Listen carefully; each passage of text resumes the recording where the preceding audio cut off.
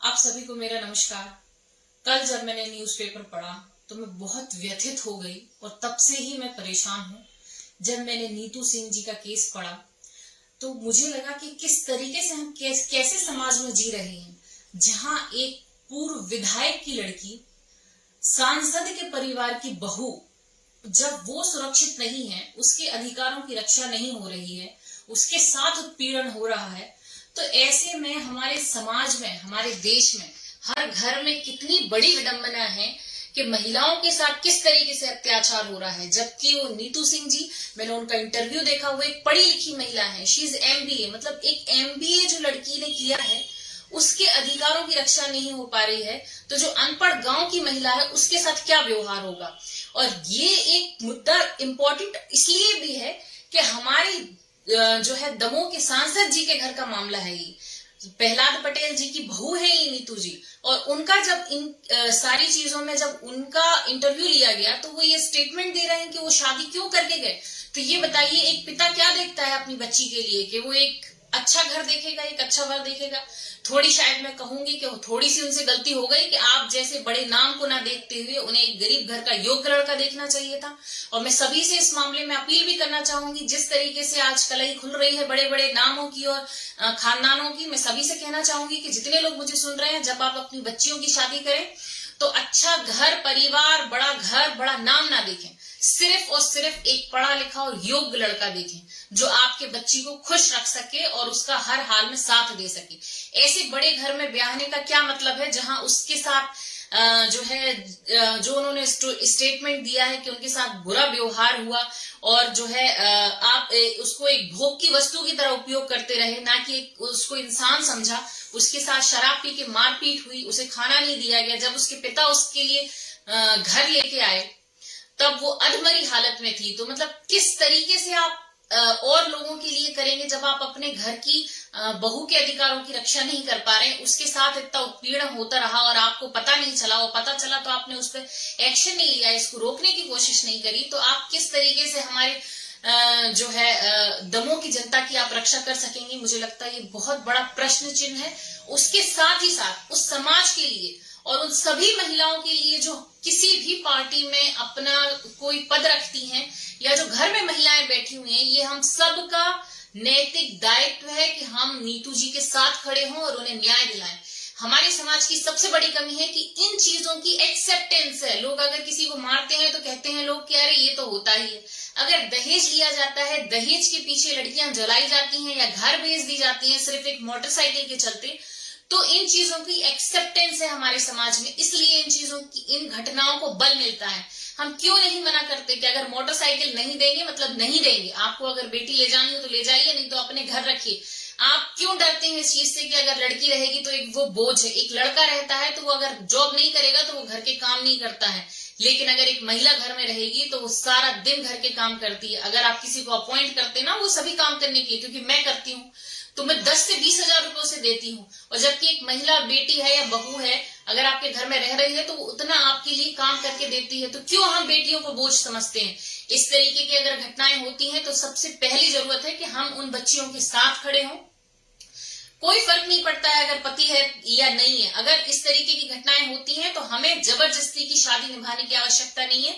इन सभी चीजों का विरोध करना चाहिए। इस तरीके की घटनाओं को बल कब मिलता है, तब वो जब वो जानते हैं कि हम चाहे कुछ भी करेंगे, ये हमारे घर में रहेंगी।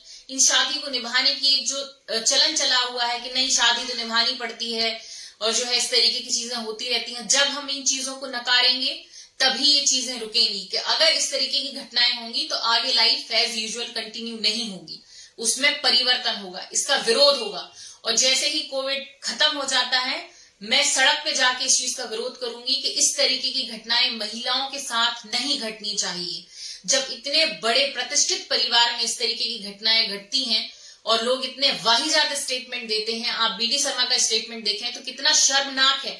जो हमारी सरकार को रिप्रेजेंट करते हैं वो कितना निंदनीय है कि वो महिलाओं के बारे में, उनके अधिकारों के बारे में ये सोच रखते हैं, तब वो कैसे उन्हें अधिकार देंगे, आप बताइए। मैं तो कहती हूँ न्याय सबके लिए एक होना चाहिए, चाहे वो मोदी जी हो, चाहे वो आपके शिवराज जी हो, या प्रहलाद पटेल हो, या मैं खुद हूं। अगर हम किसी के साथ गलत करते हैं तो निश्चित रूप से उसका आपको खामियाजा भुगतना पड़ेगा। और ऐसे लोगों को जेल के अंदर होना चाहिए जो एक जिंदा महिला के लिए, एक योग्य लड़की के लिए इस तरीके जानवरों जैसा उसके साथ सलूक किया, उसे मारा पीटा गया, उसके परिवार की प्रतिष्ठा को गिराया गया और उसके साथ जैसा व्यवहार हुआ है, मुझे नहीं लगता किसी अनपढ़ महिला के साथ भी व्यवहार होता तो वो बर्दाश्त करती। लेकिन उसकी सहनशीलता है। जो वो लोग इल्जाम लगा रहे हैं कि ये सिर्फ पैसों के लिए ऐसा कर रही है, ऐसा नहीं है। वो एक गरीब परिवार की, पैसों की भूखी लड़की नहीं है। वो एक बहुत बड़े उनके जो है पिता सांसद रहे हैं, विधायक रहे हैं।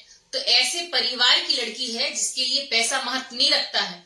वो खुद इतनी एजुकेटेड है, MBA किए हुए है कि वो जहां चाहे खड़े होकर 50,000 रुपए वैसे ही कमा ले। वो दिल्ली में नौकरी कर रही है, पैसे भी कमा रही है। तो ऐसी महिला के लिए, ऐसी लड़की के लिए ऐसी क्या आवश्यकता आन पड़ी है कि वो अपनी शादी तोड़ के आपसे पैसे वसूले? मुझे नहीं लगता कि ये जो इल्जाम इन्होंने लगाए हैं ये इनका कोई आधार है। ये निश्चित रूप से अपनी साख को बचाने के लिए दूसरे को बुरा बनाने वाली बात है। और ये भी एक बहुत दुखद बात है कि जब चीजें सामने आती हैं तो लोग अपनी गलतियों को एक्सेप्ट ना करके उसे ना सुधार के दूसरे को गलत सिद्ध करते हैं। ये किस समाज में जी रहे हैं हम? क्या ये समाज हमारी बच्चियों के लिए, हमारे लिए सुरक्षित है? मुझे नहीं लगता बिल्कुल है।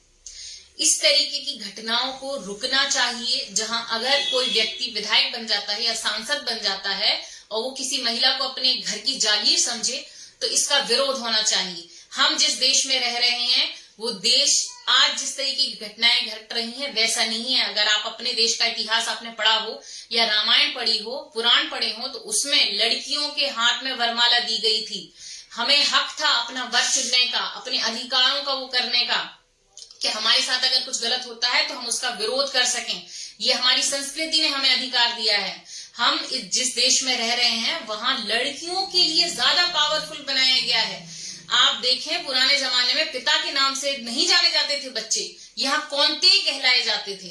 यहाँ पिता के नाम से नहीं चलता था, यहाँ माताओं के नाम से चलता था। तो हम इतनी अच्छी संस्कृति को क्यों छोड़ते जा रहे हैं? क्यों हम अपनी जड़ों को भूल रहे हैं? हम क्यों पश्चिमी संस्कृति की तरफ बढ़ रहे हैं जहां महिलाओं को सिर्फ एक ऑब्जेक्ट समझा जाता था? वो सिर्फ एक हाड़ मांस की पुतली नहीं है, वो एक इंसान है।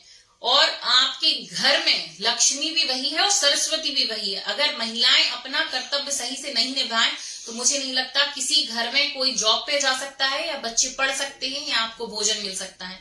तो ऐसे में अगर इस तरीके की घटनाएं घटती हैं तो हम सबकी जिम्मेदारी है कि हम इन चीजों को रोकें और उनका समर्थन करें जो इस मुहिम, जो अपने खिलाफ, अन्याय के खिलाफ खड़े हो रहे हैं। ये एक बहुत बड़ी बात है और मैं बहुत प्रशंसा करती हूँ नीतू जी की कि उन्होंने आवाज उठाई। और मैं प्रशंसा करती हूँ आज उस न्यूज़पेपर की जिन्होंने उनका बिना डरे, निडर होके एक पत्रकार की भूमिका सही तरीके से मीडिया का जो रोल होना चाहिए वो अदा किया। जबकि उनके अपोजिशन के, उनके ससुराल वाले सत्ता में हैं और चाहे तो उन्हें मरवा भी सकते हैं। और उनका इतिहास भी रहा है कि वो एक बहुत बाहुबली परिवार है जैसी उनकी छवि बनी हुई है।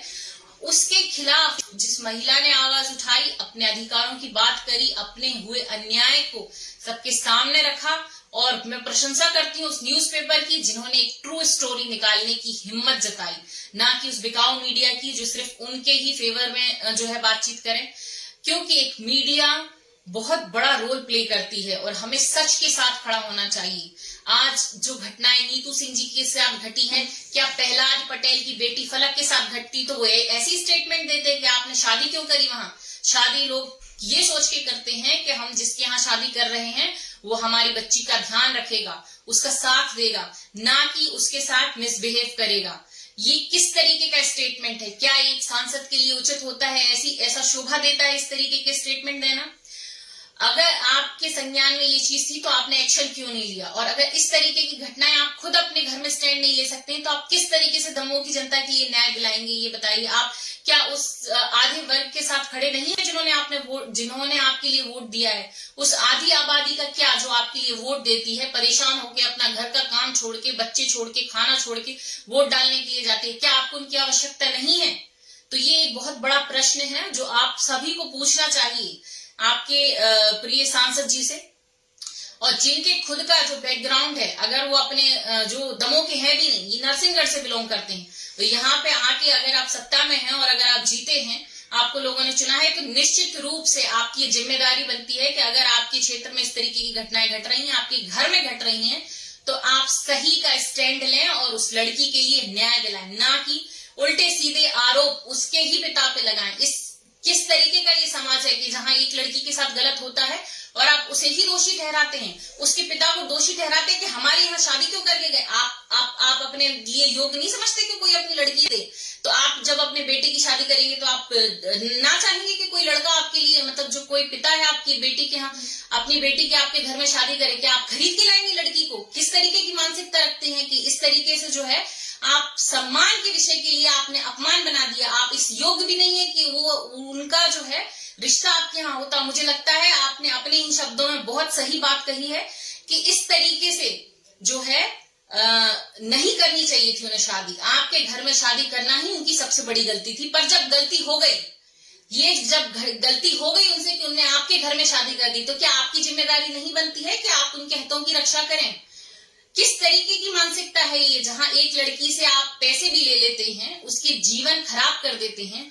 जब मैंने उनका इंटरव्यू देखा तब मुझे कितना दुख हुआ कि बताइए, एक योग्य लड़की जो एक अच्छा जीवन डिजर्व करती थी, उसने मेहनत से अपनी पढ़ाई करी, एमबीए किया, उसका पिता जिसने 1 करोड़ रुपए खर्च किया, गाड़ी घोड़ा सारा आपके लिए सामान दिया, उसके बाद वो कोर्ट कचहरी के धक्के खा रहे हैं। इतना इनजस्टिस हो रहा है उनके साथ। आज भी जो है वो लड़की उसमें रहती है, आप उनका इंटरव्यू सुने तो आपको ज्ञान होगा कि जहां वो किराए से रह रही हैं, जॉब करती हैं, तो बेचारी वो 15-15 जो है दिनों में या कई बार 2-3 महीने में उन्हें घर बदलना पड़ता है, क्योंकि वो जो लड़का है मोनू, जो इनका पति रहा है और पति है, वो आके इन्हें धमकाता है। तो किस तरीके का परिवार है ये? कैसी बाहुबली टाइप के लोग हैं, कैसे जो है गुंडे मवाली लोग हैं, और जो हमारे देश को प्रतिनिधित्व करते हैं, हमारी सरकार में इनका जो है कहीं अहम रोल है। ऐसे लोगों को हम कैसे जिता सकते हैं? कुछ गलती उनकी और कुछ हम जैसे लोगों की भी है जो हम उनके लिए वोट देते हैं। प्लीज अपने वोट का सही इस्तेमाल करें और इस तरीके की घटनाओं को रोकने के लिए इन चीजों का विरोध करें कि जो व्यक्ति आपकी बच्चियों का सम्मान नहीं कर पा रहा है, उन्हें हम उनका प्रतिनिधित्व करने के लिए नहीं चुने, क्योंकि जिसकी सोच इतनी घटिया है कि उनकी लड़की के साथ इसलिए गलत हो रहा है क्योंकि उन्होंने हमारे यहाँ शादी करी है, ये उनकी गलती है, मतलब आपकी कोई गलती नहीं है। तो ऐसे लोगों का आप बहिष्कार करें। और मैं मोदी जी से भी बोलना चाहूंगी कि इस तरीके से अगर आप अपने मंत्री रखेंगे तो मुझे नहीं लगता है कि आपकी छवि के लिए अच्छा रहेगा और अगले इलेक्शन के लिए भी अच्छा रहेगा और सोसाइटी और देश के लिए अच्छा रहेगा। इनका इस्तीफा मांगना चाहिए। किस तरीके से ये सरकार में रहने का हक रखते हैं जब वो इतना गलत कर सकते हैं लड़की के साथ। ये एक मामला है जो सामने आया है, अगर ऐसे कई और मामले होंगे जो शायद पर्दे के पीछे हैं अभी। तो मैं शुक्रिया करती हूँ नीतू जी का और सभी लोगों का जिनने हिम्मत करके आवाज उठाई, क्योंकि जब आप गलती के खिलाफ आवाज उठाएंगे निश्चित रूप से न्याय तभी मिलेगा। ये चीजें रुकेंगी, कब रुकेंगी? जब हम उसका विरोध करेंगे। अगर कोई कहता है कि आपको, अगर मैं सभी लोगों से, जितने लोग मुझे सुन रहे हैं, अगर दहेज की मांग के चलते शादी रोकने की बात करता है कोई या तोड़ने की बात करता है कि आप मुझे 1 लाख रुपए नहीं देंगे या मोटरसाइकिल नहीं देंगे तो हम लड़की को नहीं ले जाएंगे, तो प्लीज बिना ये सोचे कि लड़की का क्या होगा, इन चीजों का विरोध करें। जितनी जरूरत आपकी बेटी को पति की है, उतनी उससे कहीं ज्यादा जरूरत उस लड़के को आपकी लड़की की है।